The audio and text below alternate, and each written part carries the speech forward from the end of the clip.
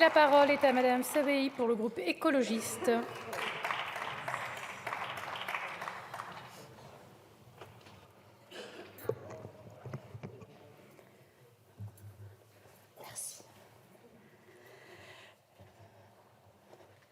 Merci Madame la Présidente, Monsieur le rapporteur, mes chers collègues.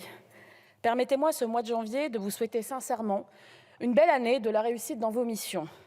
Visiblement, l'esprit des fêtes vous habite encore puisque cette résolution s'apparente un peu à des vœux au Père Noël. Je ne pensais pas qu'il était dans notre rôle de dresser des listes à l'après-vert, mais puisqu'il vous a été permis d'écrire votre lettre au Père Noël, permettez-nous également d'écrire une lettre à Père Macron. Cher Père Macron, cette année, j'aimerais voir moins de personnes à la rue. J'aimerais qu'il n'y ait pas 30 000 SDF supplémentaires en un an et 2 000 enfants qui dorment dans les rues de notre pays. Pour cela, j'aimerais que tu investisses massivement dans l'hébergement d'urgence. J'aimerais que tu ouvres des places d'hébergement, et pas seulement l'hiver, quand le thermomètre descend. J'aimerais que tu arrêtes d'envoyer tes ministres au SAMU social de Paris pour quelques heures de double écoute et de maraude photographiées lors des plans grand froid. J'aimerais que toute l'année, tu sois à l'écoute des SIAO qui croulent sous les demandes et qui n'ont aucune réponse à apporter à leurs usagers comme à leurs salariés. J'aimerais arrêter de voir 5% d'appels décrochés au 115 par manque d'investissement pour nos écoutants sociaux qui tournent à 2 ou à 3 la journée sur les plateformes d'appels où ils ne peuvent que répondre, demandes non pourvues aux usagers en détresse. J'aimerais qu'enfin tu construises des hébergements et des logements pour arrêter la gestion à l'hôtel social. Les hôtels sociaux, tu sais, c'est pas génial. On y trouve souvent des cafards, des punaises de lit ou des rats. Pire, les propriétaires d'hôtels, bien contents d'avoir leurs chambres payées en avance par l'État, se permettent de laisser leurs établissements à l'abandon dans des conditions sanitaires et sécuritaires désastreuses. Des enfants y naissent et y grandissent dans des chambres de 10 mètres carrés où s'entassent déjà plusieurs membres de leur famille. J'aimerais qu'il ne fasse plus 2 degrés l'hiver et 45 l'été dans les appartements mal isolés, mal chauffés et mal ventilés. Aujourd'hui, plus de 5 millions de personnes vivent dans des logements définis comme passoires énergétiques. Et alors que les étés sont toujours plus chauds à cause du réchauffement climatique, je crains pour ces ménages précaires qui ne peuvent seuls engager des travaux de rénovation énergétique sans le soutien massif que tu peux et dois leur accorder. J'aimerais que tu aides les collectivités à rénover leur parc de logements et que tu le fasses vite. À Perpignan, l'an dernier, il faisait 29 degrés au lever du jour. À Carcassonne, c'était 43 degrés en pleine journée. Et désormais, chaque année, les canicules s'enchaînent. J'aimerais que tu engages des constructions de logements pour tout le monde, alors que des familles attendent parfois plus de 5 ans, voire 10 ans en région parisienne.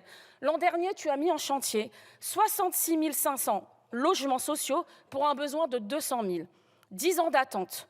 Dans un logement insalubre, trop petit, trop humide l'hiver et caniculaire l'été. C'est 10 ans de vie entre parenthèses, avec un impact gravissime sur la santé mentale et physique des personnes. Et des vies comme celle-ci, il y en a des millions. Plus exactement, 2 423 000, le nombre de demandeurs de logements sociaux en 2022. Pourquoi alors ne pas déclarer le logement comme grande cause nationale? Pourquoi laisser attendre ces mères isolées, ces jeunes actifs au SMIC, ces familles aussi longtemps? Il n'y a jamais eu autant de demandeurs de logements sociaux dans notre pays et tu préfères faire les poches au livret A pour financer le tout nucléaire au lieu du tout logement. J'aimerais que sur l'ensemble du territoire, la loi soit la même pour tout le monde. J'aimerais qu'à Neuilly-sur-Seine, qu'à Saint-Cloud, qu'à La Baule, qu'à Nice, chacun soit obligé de respecter la loi pour la solidarité et le renouvellement urbain. J'aimerais que les ghettos de riches disparaissent. Enfin, cette année, j'aimerais surtout arrêter le mépris.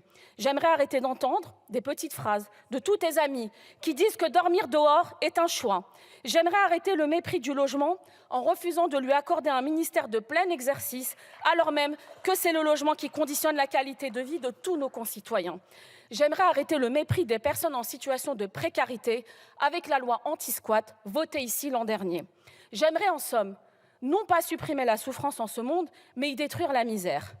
Mes chers collègues, comment prendre au sérieux ce texte aujourd'hui, cette lettre au Père Noël, alors que même vous en avez été ces lutins depuis 2017? Oui, Ces lutins qui ont voté l'ensemble des projets de loi de finances, coupant de plus en plus le budget du logement, et qui ont voté la loi Kasbarian dite anti-squat. Alors oui, c'est bien beau de demander, de suggérer, d'inviter, de proposer, mais les invitations, ce ne sont pas elles qui vont mettre les gens à l'abri. Ce ne sont pas les suggestions qui vont isoler les logements, ce ne sont pas les propositions qui vont stopper les morts dans la rue. Mes chers collègues, un toit, c'est un droit. Et désormais, nous n'avons plus d'autre choix que de l'imposer de force par la loi. Je vous remercie. Merci.